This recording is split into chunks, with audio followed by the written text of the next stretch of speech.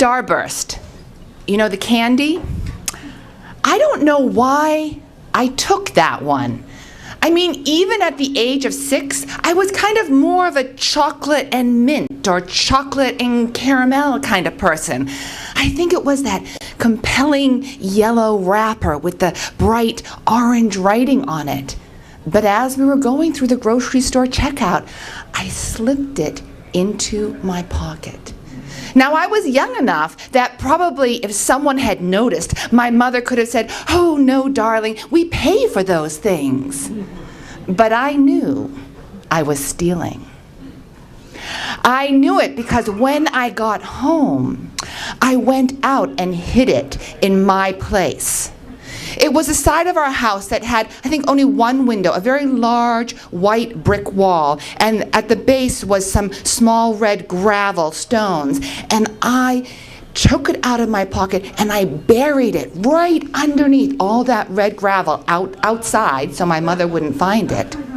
And it was kind of this anguished pleasure I took in like going out to that wall where I would practice throwing a ball, and then it was 2 balls, and I think I was probably working on 2 balls. I did work up to 3 balls juggling against the wall. And ironically, when I juggled these against the wall, I sang a song to get the rhythm that my mother had taught me. My mother said I never should play with the gypsies in the wood.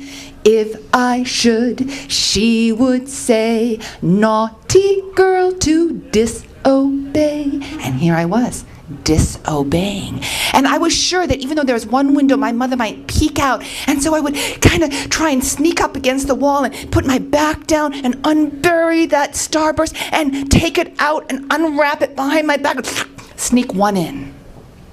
I don't know how long they lasted, but that sort of began a pattern with my relationship with food. I became a compulsive food stealer eater. I took pleasure out of like secreting food up into my bedroom and eating it. Now, fortunately, my mother was a pretty good warden of the kitchen, so I can't say I was a compulsive eater because it didn't happen very often. But when it did, I really loved it.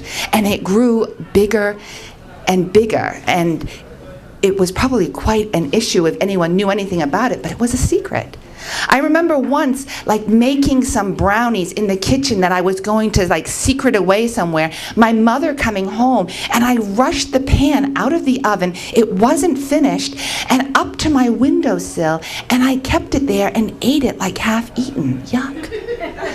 It continued until I went to college, and then I volunteered at a mental asylum. And it was an asylum because no one was entered in anymore. They just had to keep the people there who couldn't go out or no one wanted.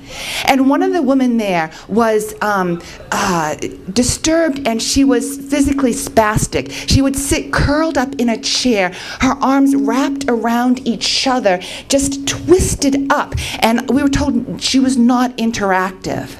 But one day while I was ushering an old elderly patient sort of down the hall, giving her a little walk, this woman suddenly like uncoiled and sprang up from the chair. And as she did so, she came to me and touched my hair and began stroking my hair. And this was very unusual. And when I turned to look and see if this was all right, I recognized that look in her eye. It was an anguished pleasure. And then she couldn't contain it anymore, and she spewed vomit all over me. I was cleaned off in the asylum shower, came home in scrubs, came back to my college room in scrubs. But after that, I don't know what it was, but that recognition stopped my eating disorder. I realized that it just wasn't worth it anymore. And that's my secret.